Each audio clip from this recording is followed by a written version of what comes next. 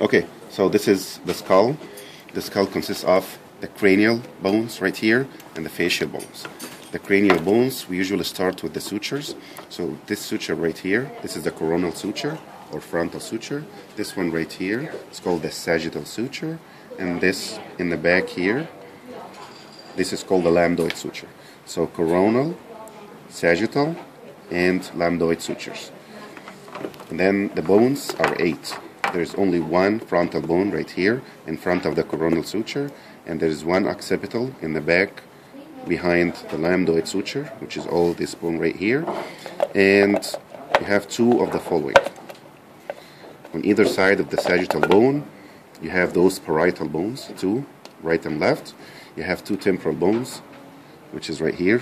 Here's one, and here's the other one. It's easier here without the colors. So here's the temporal bone. So 2 parietal bones, 2 temporal bones, and this is called the sphenoid bone. You have 1 on each side. So 1 frontal, 1 occipital, 2 parietals, 2 temporals, 1 on either side, and this is the sphenoid bone. There's another suture here that's called the squamous suture, right here. And this suture right here is called the temporosphenoidal suture.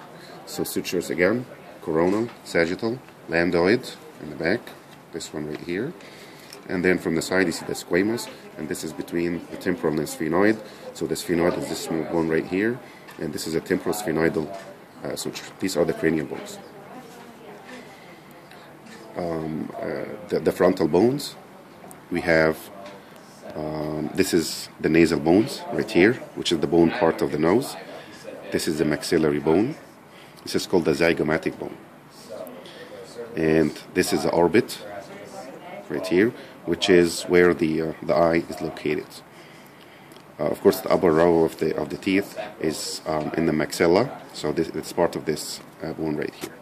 So facial bones again, nasal bone, maxillary bone, zygomatic bone.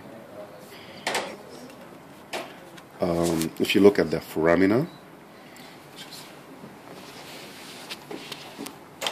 the major one right here from the back, this is the foramen magnum, and this is where the spinal cord leaves the skull from this foramen, the huge one, foramen magnum. On both sides of the foramen magnum, jugular foramen, which is where the jugular vein will go through. And here, on either side, this is the carotid canal. This is where the internal carotid arteries enter the skull. And if you go up a little bit beside this bone, the first 2 bones, very close to the center right here, these are called, each one of those is called foramen lacerum. And if you move laterally a little bit, you will see an oval foramen here. This is foramen ovale, and the very small one right here looks like a spine is piercing it, which is this one right here. This is called the foramen spinosum. And there is a foramen rotundum, but it's not easy to see from here. But what else should we see here from the structures beside the foramina? Let's just repeat the foramina a little, real fast. Here is the foramen magnum, 2 jugular, 2 carotid canals, and this is the lacerum ovale, and this is spinosum. Okay, the rest of the structures that we need to see here are, this is the mastoid process right here.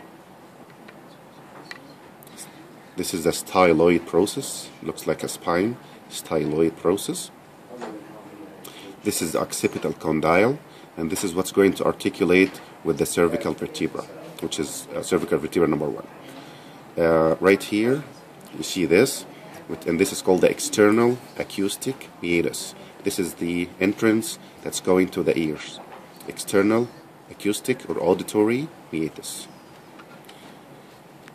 So these are the other structures, and we also have right here and here. These are the foci for articulation with the head of the mandible. So it should accommodate, it goes like this, sorry, it goes like this. This is where the articulation of the head of the mandible goes with those. So this is what we need to know about this model.